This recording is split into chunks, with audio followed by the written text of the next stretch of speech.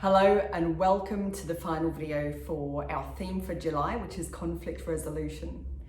In the first video, we went through quite naturally the beginning to be able to define key objectives that each individual or group wants to achieve in any sessions held to resolve the conflict in question. Now, this is really key because it enables you to keep on track, but also uncover any underlying issues that may need to be addressed first.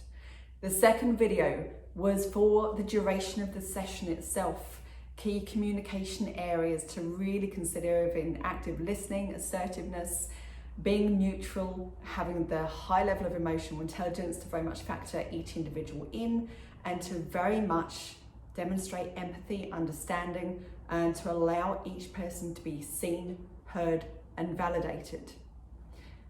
This video, it covers the closing of that session itself, and then also to be able to move through to next steps to hold each person accountable, but also to ensure you keep on track with what you've covered within that time. So a couple of considerations for you for during the session is to keep on reinforcing key points.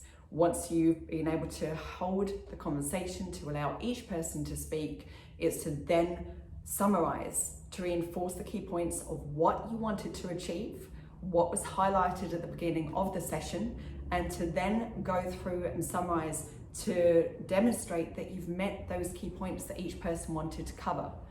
It's then looking at gaining agreement from each person that they do feel that they've been heard and are ready to proceed with the next point of conversation and to come to very much agreed actions to move forward with.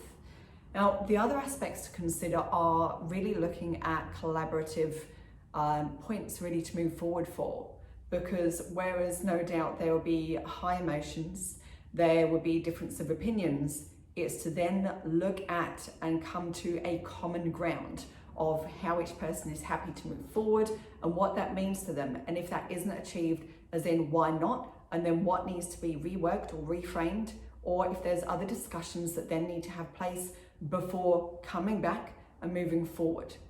Now, the other aspects to consider is the encouragement to give recognition for each person really dedicating themselves, having their time to set aside to be present and to verbalize what they wish to share and to be open to coming to a resolution with other individuals that there may have been heightened emotions with or difference of opinion.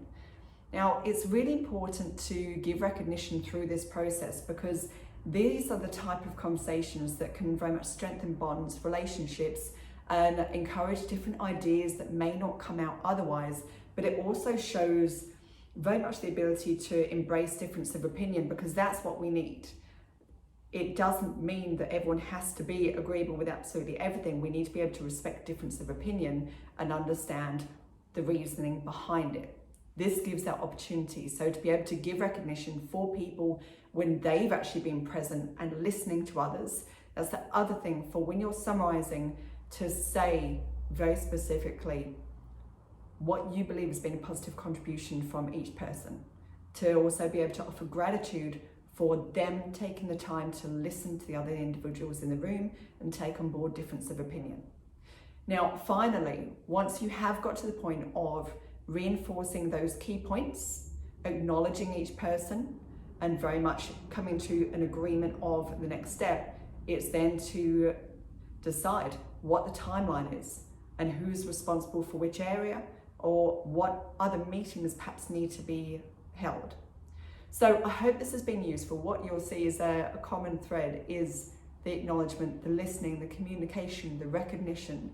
It is very important to allow each person to know that they have been recognized and validated in their beliefs, in their perspective, because as a manager, as a leader, for people to feel comfortable, able to come to you with things that are difficult, with hard conversations, it's important for you to be able to have the people around you feeling that, so you know when there's anything challenging happening that your team will come to you to have the conversation because they know they will be heard, they know they'll be valued, and they know you are firm and fair and ultimately with the whole team objective in place to make it a great culture and to keep on progressing to the organisation's values and what they need to achieve.